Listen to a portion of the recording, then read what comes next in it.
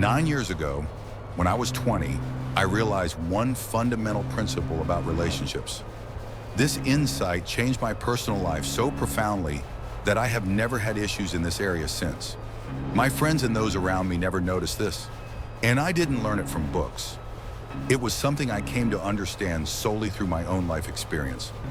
I am confident that if you take this principle to heart, you will always be respected, loved, and valued in your relationships. Now, a simple diagram will appear, and I will explain it shortly. I am convinced that there are only 3 relationship modes. Mode number 1 is familiar to everyone. Everyone has experienced it at some point. This is the love mode.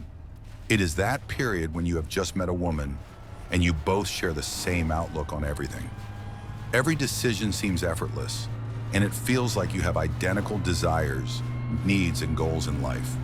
You understand each other perfectly, and no one else matters.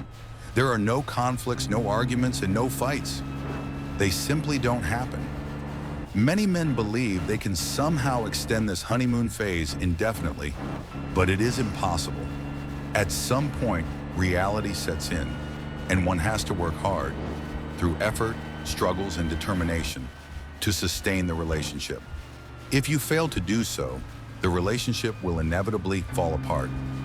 After a certain period, everything transitions to mode number 2. This is the hierarchy of needs mode, in which the woman integrates you into her priorities.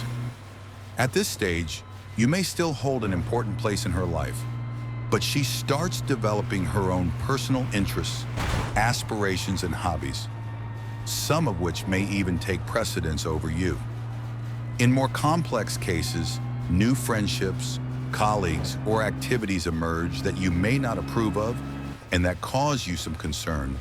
However, since the man still holds the top position in her priority hierarchy, he doesn't see this as a problem, and the relationship continues as before. Yet as time passes, this hierarchy flips upside down, and at this point, the woman's personal pleasures take precedence over everything else. This could mean personal fulfillment, entertainment, or other pursuits. She now seeks enjoyment first. If you accompany her, that's fine.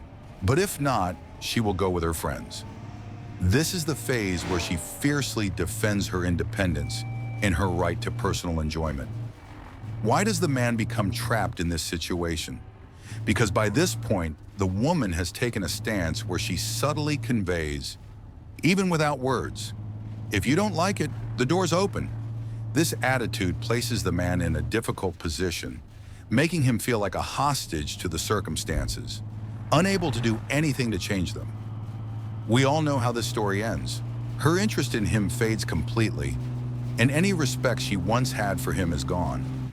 When this happens, the woman inevitably starts looking for someone new, someone with whom she can once again experience that first mode of love and deep emotional connection. What conclusions can we draw from this? Only one position is acceptable, the first one. Does this mean we should suppress a woman's desires? Absolutely not. There are women who, from the start, invite men into their hierarchy of needs, skipping the love phase entirely. Some men, out of naivety or ignorance, agree to this. But can a relationship sustain mutual understanding indefinitely? Yes, it is possible. It all depends on the expectations and conditions you set from the beginning. To achieve this, you must reject the flawed structures of modes 2 and 3. A man should remain in a relationship only as long as both partners share the same goals, aspirations, and plans. They must move forward on the same path, with neither straying left or right. The moment one starts to deviate, there is no need for control, pressure, or conflict. The solution is simple: part ways, and we should never be afraid to say so openly.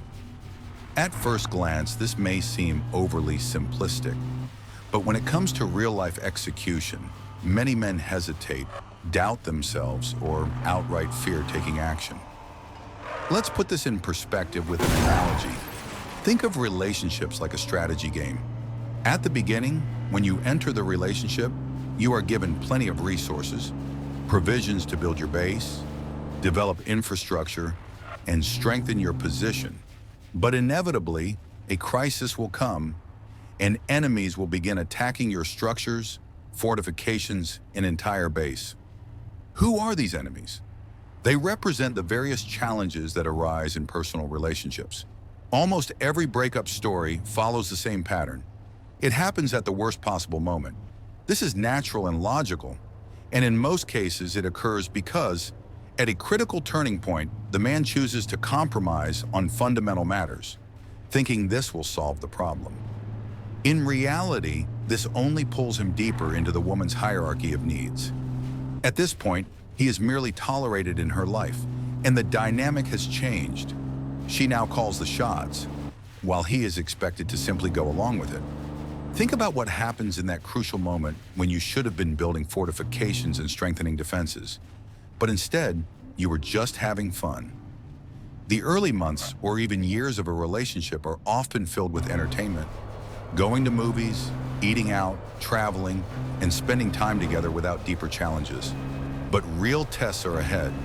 Even the most basic example proves this: when a child is born. For the woman, this is not just about losing a few nights of sleep. It could mean months of intense emotional and physical strain. Now, do you really think that a woman who entered a relationship purely for personal comfort will be able to endure such hardships? Do you think these struggles won't affect you? You will find yourself in a position where you have no control over the situation. What happens when there were no walls, no defenses? The enemy walks right in and takes over your territory. Right now, everything seems fine, but an attack could come at any moment. This is why, if you are already facing difficulties in the early stages of a relationship, there is no bigger mistake than building a long-term future with that person. Decide for yourself what you are worth. My personal advice: stick to the first scenario. This is the only path that will lead to a strong and lasting future in your relationships.